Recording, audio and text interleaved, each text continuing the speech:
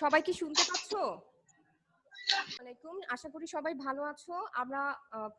আমরা আলোচনা করছিলাম একাদশ অধ্যায় উৎপাদন ব্যয় এর অধ্যায়টা। আজকে সৃজনশীল ৫ করব। সৃজনশীল ৫-এ দেখো, সৃজনশীল ৫-এর প্রশ্নটি হচ্ছে আশরাফ অ্যান্ড কোং এর ২০১৭ সালের ১ জানুয়ারি হতে ৩১ মার্চ পর্যন্ত সময়ের ইট তৈরি ও বিক্রয় সংক্রান্ত তথ্যাদি নিম্নরূপ। এখানে কিছু ইনফরমেশন দেয়া আছে: মাটি ক্রয়, মাটি বহন খরচ, জ্বালানি খরচ, শ্রমিকের মজুরি, ইট খোলার ভাড়া ও বিদ্যুৎ খরচ। এটা হচ্ছে প্রতি মাসে, মানে এক মাসেরটা দেয়া আছে। আর তোমাকে করতে হবে ৩১ মার্চ পর্যন্ত ৩ মাসের হিসাব। মাটি ছানা করার খরচ, অফিসের ভাড়া, এটাও প্রতি মাসে, ৩ মাসেরটা বের করে নিতে হবে। যাতায়াত ও টেলিফোন, বিজ্ঞাপন খরচ, বিক্রয় কর্মীর বেতন, বিক্রয়, তৈরি ইটের প্রারম্ভিক মজুদ এবং তৈরি ইটের সমাপনী মজুদ। তোমাকে ক নাম্বার প্রশ্নের সমাধান করতে হবে উৎপাদিত ইটের পরিমাণ নির্ণয় করো। ইট তৈরির ক্ষেত্রে প্রধান কাঁচামাল হচ্ছে মাটি। আসো ক নাম্বার অংশটুকু করার চেষ্টা করি।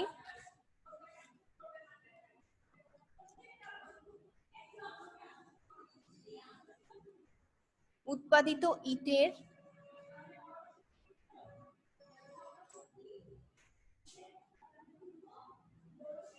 পরিমাণ নির্ণয়।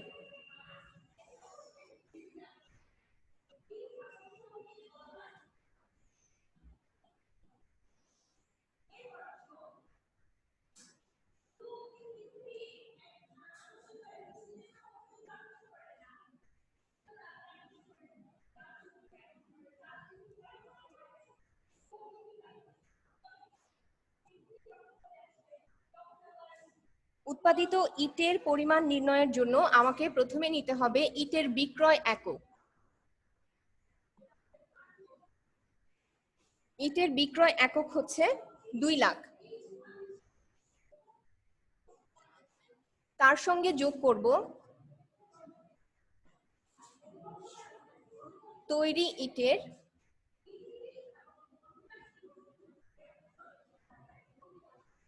প্রারম্ভিক মজুদ।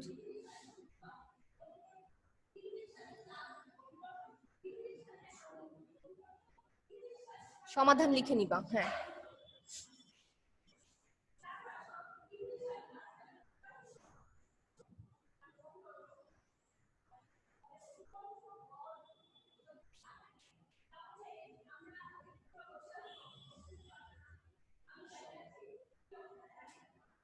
সরি, তৈরি ইটের সমাপনী মজুদ ৬০,০০০ টাকা। এটা যোগ করলে হবে 2,60,000 বাদ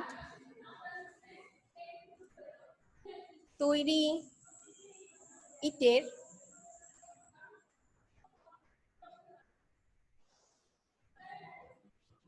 প্রারম্ভিক মজুদ 50,000।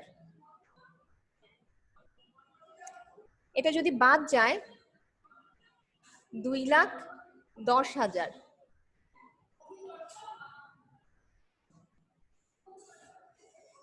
উৎপাদিত ইটের পরিমাণ।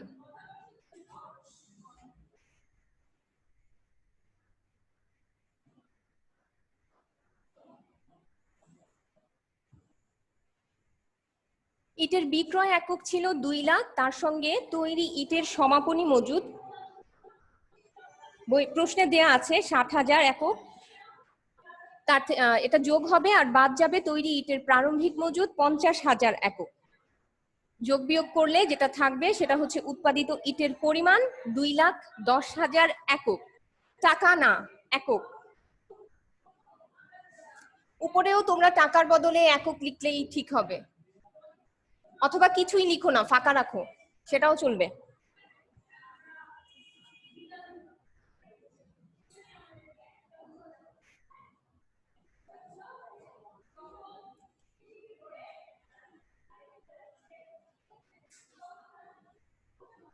তুলবা তুলবা না তুলছো?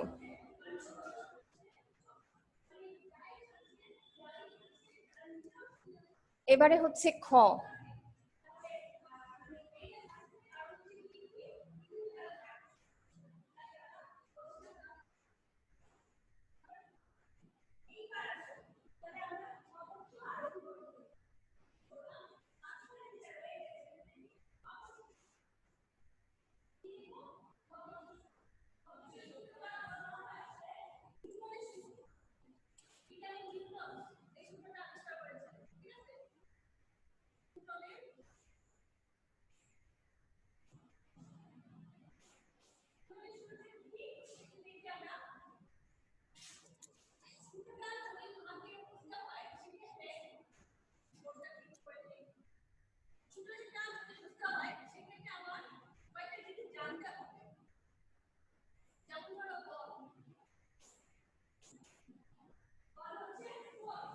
উৎপাদন ব্যয় বিবরণী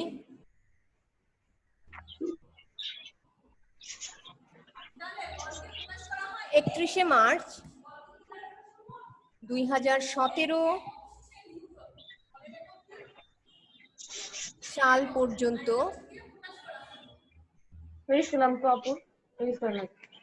ত্রৈমাসিক সময়ের জন্য।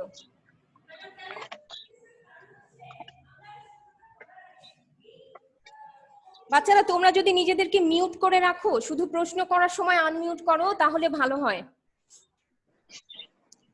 আমরা উৎপাদন ব্যয় নির্ণয় করব। উৎপাদন ব্যয় নির্ণয়ের জন্য আগেই বলেছি, ইট তৈরির ক্ষেত্রে প্রত্যক্ষ কাঁচামাল হচ্ছে মাটি। এখানে মাটি ক্রয় 1,60,000।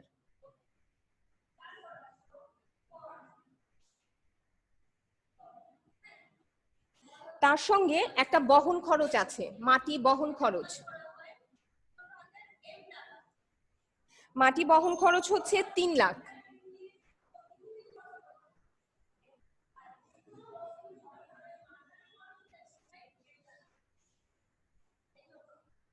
তাহলে মাটির মোট ক্রয় মূল্য হচ্ছে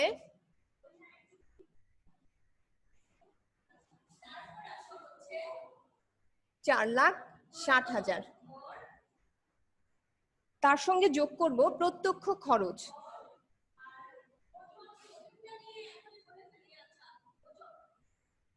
প্রত্যক্ষ খরচ হিসেবে এখানে আছে শ্রমিকের মজুরি, জ্বালানি খরচ। শ্রমিকের মজুরি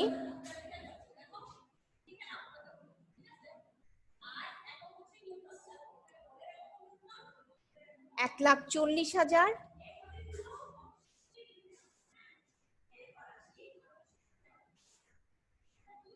জ্বালানি খরচ 2 লাখ। তাহলে মোট প্রত্যক্ষ খরচ হবে 3,40,000। মাটির ক্রয় মূল্যের সঙ্গে প্রত্যক্ষ খরচ যোগ হওয়ার পর যেটা পাওয়া যাবে সেটা হচ্ছে মুখ্য ব্যয়। মুখ্য ব্যয় হবে 8 লাখ।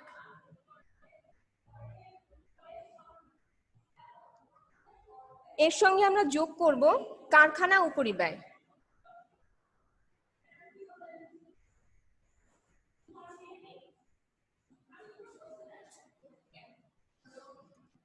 কারখানা উপরিব্যয় হিসেবে এখানে আছে ইট খোলার ভাড়া। প্রশ্ন পড়ার সময় বলেছিলাম এটা হচ্ছে ইট খোলার ভাড়া ও বিদ্যুৎ খরচ। এটা হচ্ছে প্রতি মাসে দেয়া আছে 10,000 টাকা করে। তাহলে আমরা এটা ত্রৈমাসিক হিসাব করছি, 3 মাসের জন্য হবে 30,000 টাকা।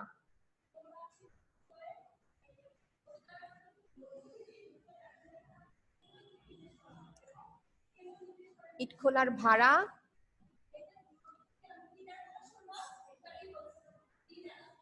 ও বিদ্যুৎ খরচ 10,000 গুণ 3, 30,000 টাকা। আর মাটি ছানা করার খরচ সেটা হচ্ছে 20,000 টাকা।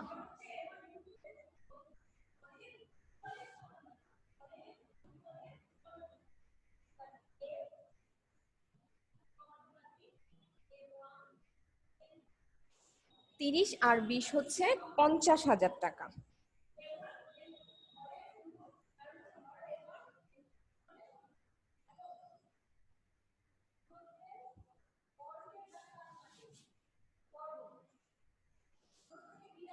উৎপাদন ব্যয় 8,50,000 টাকা। যখন এই চ্যাপ্টারটা শুরু করেছিলাম তখন বলেছিলাম উৎপাদন ব্যয় হচ্ছে কাঁচামাল প্রক্রিয়াজাত করে তা চূড়ান্ত দ্রব্যে পরিণত করার যাবতীয় ব্যয়ের সমষ্টি। মাটির বহন খরচ এক্ষেত্রে এটাই হচ্ছে প্রধান কাঁচামাল। সেখান থেকে মাটি ক্রয় আর মাটি বহন খরচ এই দুইটা জিনিস যোগ করে পাওয়া গেছে মাটির ক্রয় মূল্য। তার সঙ্গে প্রত্যক্ষ খরচ, দুইটা প্রত্যক্ষ খরচ ছিল, শ্রমিকের মজুরি আর জ্বালানি খরচ। মাটির ক্রয় মূল্যের সঙ্গে মুখ্য ব্যয় যোগ করার পর পাওয়া গেছে মাটির ক্রয় মূল্যের সঙ্গে প্রত্যক্ষ খরচ যোগ করার পর পাওয়া গেছে মুখ্য ব্যয়। মুখ্য ব্যয়ের সঙ্গে কারখানা উপরিব্যয়, দুইটা কারখানা উপরিব্যয় ছিল, একটা হচ্ছে ইট খোলার ভাড়া ও বিদ্যুৎ খরচ, অন্যটা হচ্ছে মাটি ছানা করার খরচ। এই দুইটা জিনিস যোগ করার পর পাওয়া গেছে উৎপাদন ব্যয় 8,50,000 টাকা। এখন এবার করব গ নাম্বার প্রশ্ন। এতক্ষণ আমরা করেছি খ, এখন করব গ। উৎপাদিত ইটের ব্যয় 8,50,000 টাকা ধরে নিট মুনাফা নির্ণয় করো। এখানে আমাদের উৎপাদন ব্যয়ও আসছে 8,50,000 টাকা, আর প্রশ্নে বলেও দেয়া আছে উৎপাদিত ইটের ব্যয় 8,50,000 টাকা ধরে নিট মুনাফা নির্ণয় করো। কিন্তু নিট মুনাফা নির্ণয় করার জন্য আমাদের আরেকটা জিনিস দরকার ছিল, সেটা হচ্ছে বিক্রিত পণ্যের ব্যয়। কিন্তু এই প্রশ্নে বিক্রিত পণ্যের ব্যয় দেয়া নেই। তাই আমি আগে তোমাদের বোঝানোর সুবিধার্থে রাফের অংশটা আগে করব, কিন্তু তোমরা নিট মুনাফা নির্ণয়ের জন্য একটা ঘর খালি রেখে তারপরে এই রাফটা আমার সঙ্গে করবা। মানে বিক্রিত পণ্যের ব্যয় বিবরণী আমি আগে করব, তোমরা পরে করবা। আরেকবার বলছি, তোমরা নিট মুনাফা নির্ণয়ের জন্য জায়গা রাখো আর আমার সঙ্গে করো বিক্রিত পণ্যের ব্যয় বিবরণী।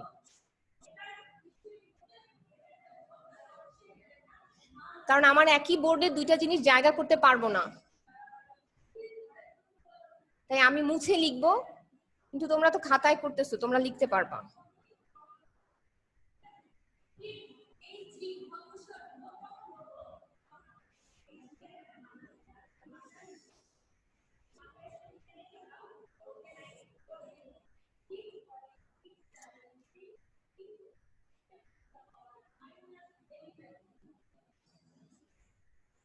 বিক্রিত পণ্যের ব্যয় বিবরণী করার আগে তোমরা লিখে নিবা খসড়া।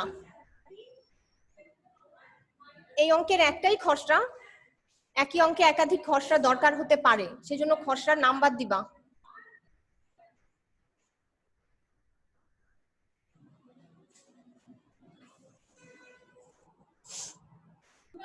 দেখো, বিক্রিত পণ্যের ব্যয় নির্ণয়ের জন্য এখানে আমাদের কাছে বেশি তৈরি ইটের প্রারম্ভিক মজুদ, সেটা হচ্ছে 2,50,000 টাকা। তৈরি ইটের প্রারম্ভিক মজুদ হচ্ছে 50,000 ইট, আর টাকায় সেটা হচ্ছে 2,50,000 টাকা। তৈরি ইটের সমাপনী মজুদ হচ্ছে 60,000 ইট, আর টাকায় সেটা হচ্ছে 2,43,000 টাকা। তো আমরা বিক্রিত পণ্যের ব্যয় বিবরণী করব। পণ্যের ব্যয় বিবরণী, তার জন্য আমরা লিখব তৈরি ইটের প্রারম্ভিক মজুদ।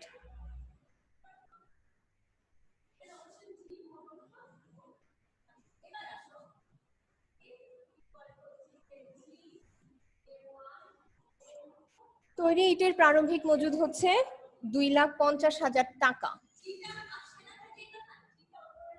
তার সঙ্গে যোগ করব উৎপাদিত ইটের ব্যয়।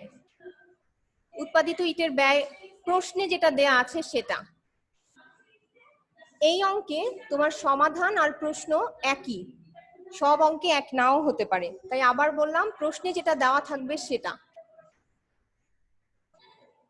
8,50,000 টাকা, দুইটা যোগ করলে হবে 11 লাখ। তার থেকে বাদ যাবে তৈরি ইটের সমাপনী মজুদ।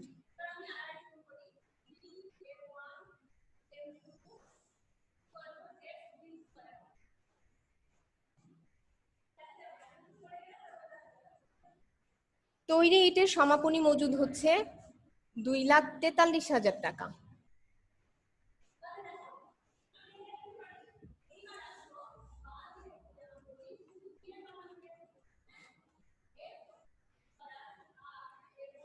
$8,57,000 টাকা হবে বিক্রিত পণ্যের ব্যয়।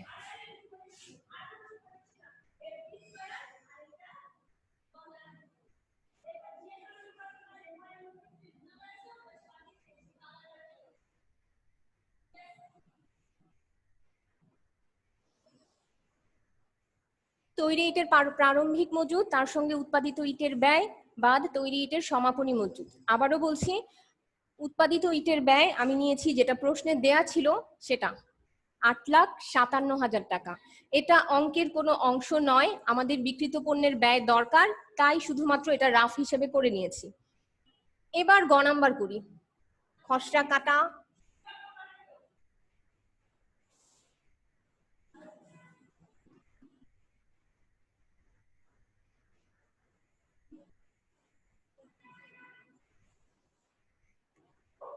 গ নাম্বার প্রশ্নে বলে দিয়েছে উৎপাদিত ইটের ব্যয় 8,50,000 টাকা ধরে নিট মুনাফা নির্ণয় করো।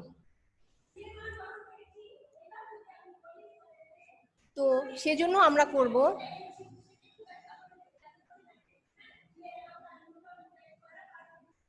আশরাফ অ্যান্ড কো বিশদ আয় বিবরণী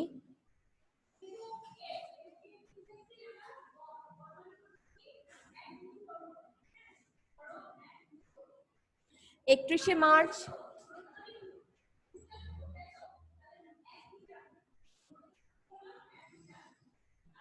2017 পর্যন্ত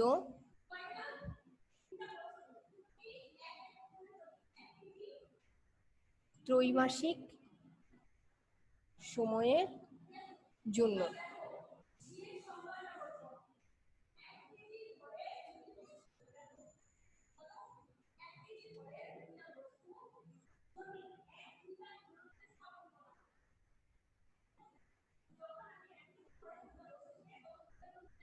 তিনটা টাকার ঘর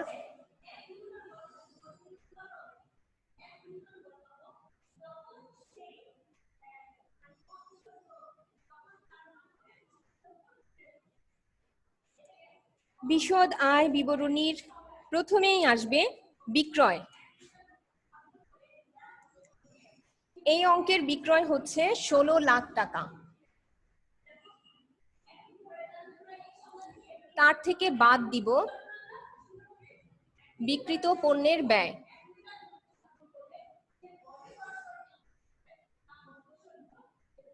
বিক্রিত পণ্যের ব্যয় কত ছিল? 8,57,000। 16 লাখ থেকে 8,57,000 বাদ গেলে যেটা থাকবে সেটা হচ্ছে মোট মুনাফা।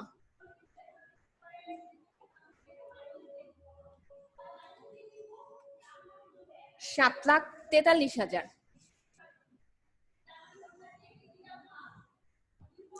তার থেকে বাদ দিব পরিচালন ব্যয়।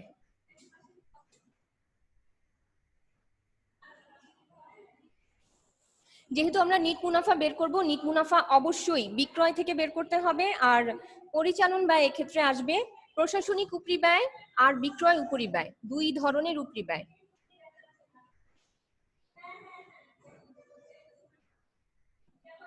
প্রশাসনিক উপরি ব্যয় দুইটা, একটা হচ্ছে অফিস ভাড়া আর একটা হচ্ছে যাতায়াত ও টেলিফোন।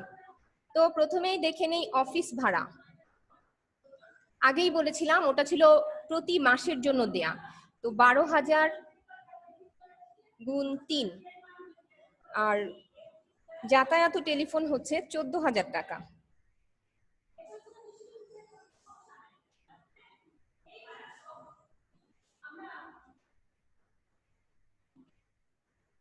তিন 12 36,000 আর এটা হচ্ছে 14,000, 50,000।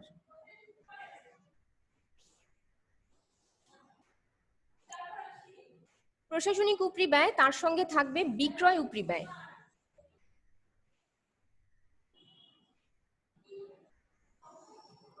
বিক্রয় উপরি ব্যয়ে দুইটা জিনিস আছে, একটা হচ্ছে বিজ্ঞাপন খরচ,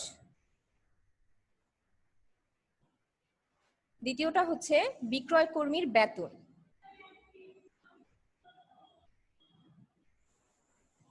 বিজ্ঞাপন খরচ 40,000 এবং বিক্রয় কর্মীর বেতন 60,000। 40 আর 60 হচ্ছে 1 লাখ। 1 লাখ আর 50,000, মোট 1,50,000 টাকা।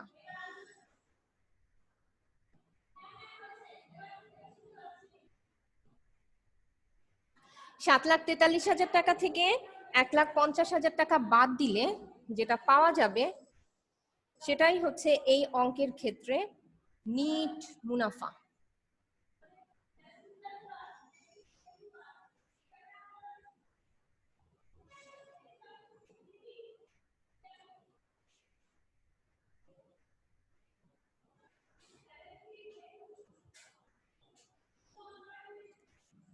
$5,93,000।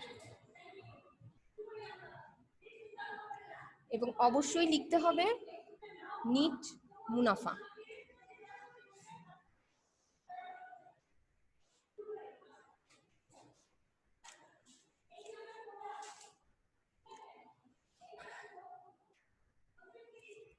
তোমরা একটু তুলে নাও। আবার বলছি, বিক্রয়ের সঙ্গে বিক্রিত পণ্যের ব্যয়, যারা এখন ঢুকেছো তাদেরকে বলছি বিক্রিত পণ্যের ব্যয় কিভাবে নির্ণয় করতে হবে সেটা আগেই করে দিয়েছি।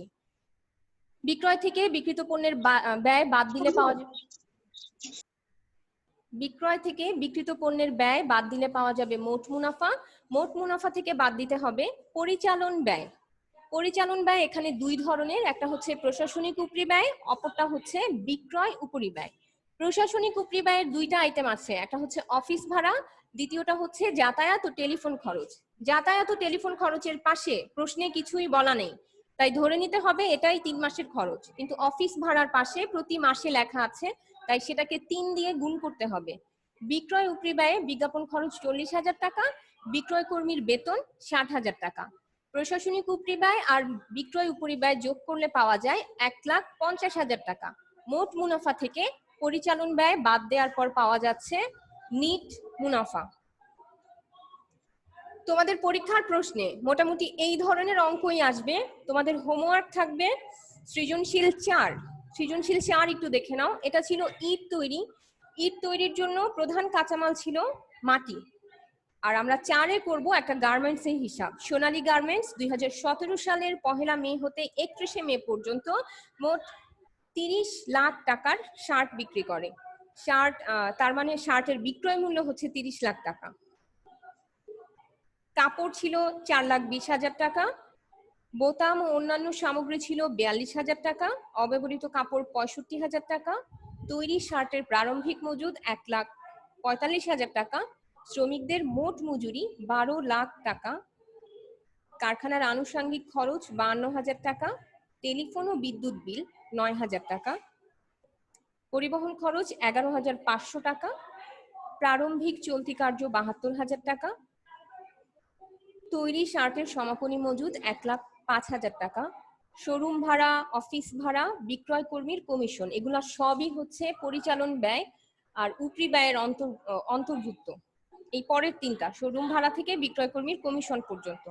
তোমাকে উপযুক্ত তথ্য হতে কাঁচামালের ব্যয় নির্ণয় করতে হবে বিক্রিত শার্টের ব্যয়।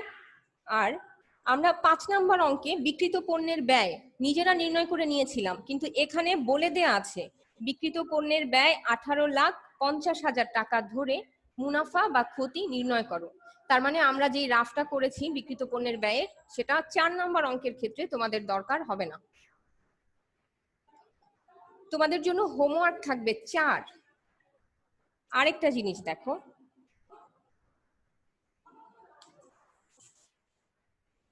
পৃষ্ঠা 191, ওখানে একটা কাজ দেয়া আছে। সোনালী ম্যানুফ্যাকচারিং লিমিটেডের হিসাব বই থেকে 2017 সালের 31 ডিসেম্বর তারিখের তথ্যাবলী নেওয়া হয়েছে। এখান থেকেও করতে হবে উৎপাদিত পণ্যের ব্যয় বিবরণী, বিক্রিত পণ্যের ব্যয় বিবরণী আর বিশদ আয় বিবরণী। তো ওখানে আছে কাঁচামালের প্রারম্ভিক, আচ্ছা 2017 সালের 31 ডিসেম্বর তারিখের হিসাব। কাঁচামালের প্রারম্ভিক মজুদ এখানে দেওয়া 1/10/2017, মানে এটাও কিন্তু 3 মাসের হিসাব। আবার কাঁচামালের সমাপনী মজুদ দেয়া 31/12/2017। তাহলে এই অঙ্কের ক্ষেত্রে তোমরা যদি উৎপাদিত পণ্যের ব্যয় বিবরণী তৈরি করতে চাও, তাহলে কাঁচামালের প্রারম্ভিক মজুদ 7,500, তার সঙ্গে যোগ হবে কাঁচামাল ক্রয় 7,000। এখানে কি বহন খরচ আছে? কেউ কি বলতে পারবা? আছে।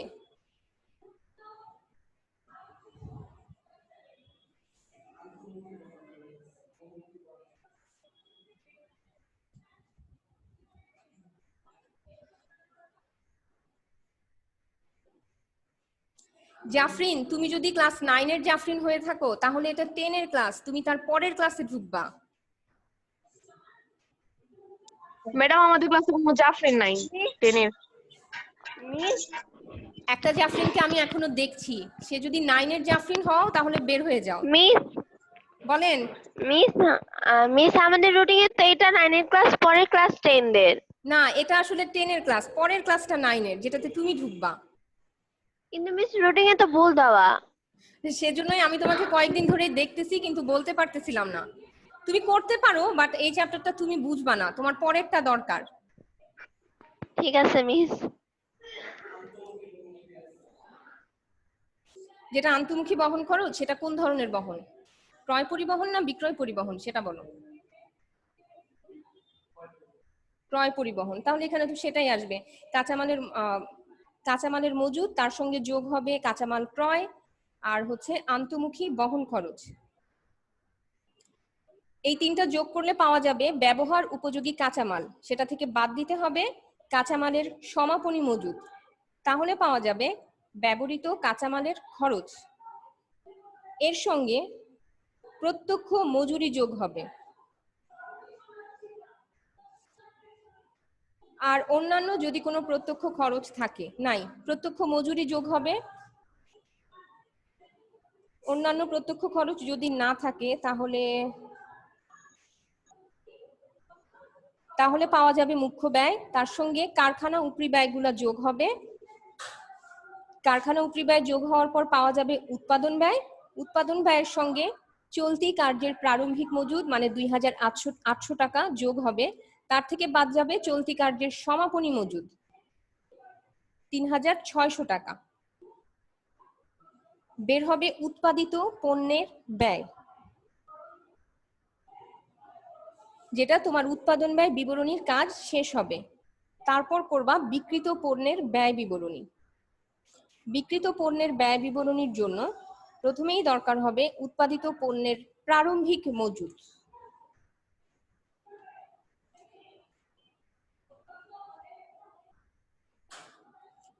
তার সঙ্গে উৎপাদিত পণ্যের ব্যয় মানে এই মাত্র উৎপাদন ব্যয় বিবরণী থেকে যেটা পেয়েছো সেটা যোগ করলে পাবা বিক্রয়যোগ্য পণ্যের ব্যয়, আর তার থেকে উৎপাদিত পণ্যের সমাপনী মজুদ বাদ দিলে পাওয়া যাবে বিক্রিত পণ্যের ব্যয়। তারপর হচ্ছে বিশদ আয় বিবরণী। অঙ্কটা করা তোমাদের জন্য সহজ হবে যদি তোমরা তার আগের পৃষ্ঠায় মানে 188 পৃষ্ঠায় উৎপাদন ব্যয় বিবরণী, বিক্রিত পণ্যের ব্যয় বিবরণী আর বিশদ আয় বিবরণীর ছক দেয়া আছে, যদি সেটা দেখে করো। আচ্ছা, তোমাদের জন্য হোমওয়ার্ক থাকবে এই 191 পৃষ্ঠার কাজ, তারপর হচ্ছে সৃজনশীল 4। আবারও বলছি, গত ক্লাসের মতো হোমওয়ার্ক গুলা তোমরা অবশ্যই করবা। যদি তোমরা হোমওয়ার্কটা শেষ না করো বাড়িতে, তাহলে বোঝা যাবে না তোমরা সত্যিই কিছু বুঝতে পারছো কিনা। আর আমি ধরে নিব তোমরা বুঝতে পারছো, সেক্ষেত্রে আমার তো সিলেবাস হয়ে যাবে, শেষ হয়ে যাবে। নিজেরা কি করবা সেটা হচ্ছে নিজেরা ভেবে নিবা।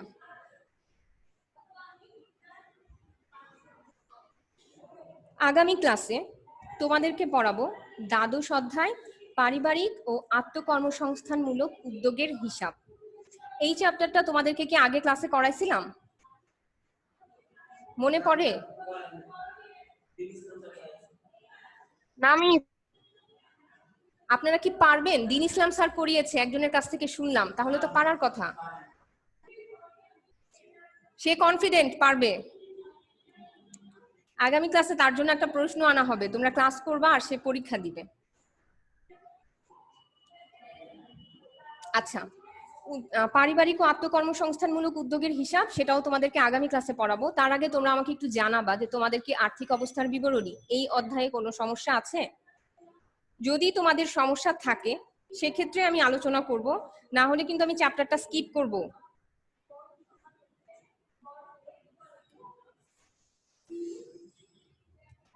ওমর ফারুকের কোনো কথা নাই, ও কি বুঝতে পারে নাকি পারে না আমি সেটা বুঝতে পারছি না।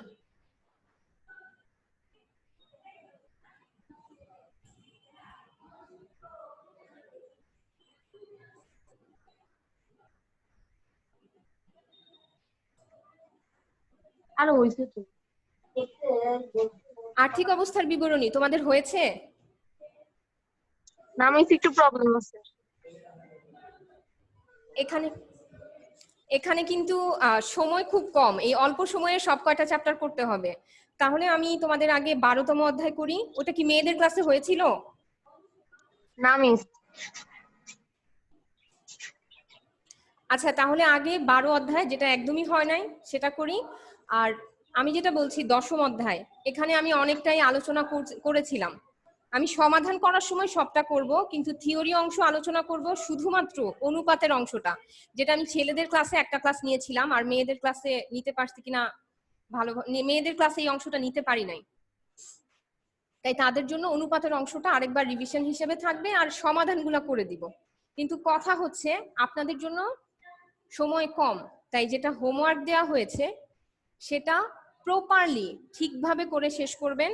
তারিখ দিয়ে, আজকের তারিখ হচ্ছে 11 তারিখ, 11 তারিখ দিয়ে আমার ডায়েরিতে তোমাদের হোমওয়ার্ক দেয়া থাকবে।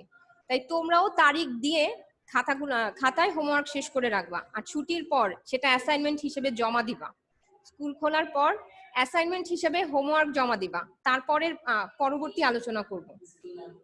ম্যাডাম আমি সব ক্লাস করি। তুমি সব ক্লাস করো নাই? না। সব ক্লাস যদি না করে থাকো সমস্যা নাই, শিক্ষাই আলো এই পেজে তো ভিডিওগুলো আছে, দেখে নাও। কারণ আমি তো এই চ্যাপ্টারটা একদম নতুন শুরু করছি, এখানে তো আমি আর কিছু পড়াই নাই, অনলাইনেই শুরু করছি। তুমি ভিডিও থেকে ক্লাসটা দেখে নাও, তাহলেই করতে পারবা। আচ্ছা ঠিক আছে। আর কি কারো কোনো প্রশ্ন আছে? আচ্ছা ঠিক আছে, যদি তোমাদের কোনো প্রশ্ন না থাকে তাহলে আজকে এখানেই শেষ করছি। সবাই সুস্থ থাকবে, ঘরে থাকবে। আল্লাহ হাফেজ।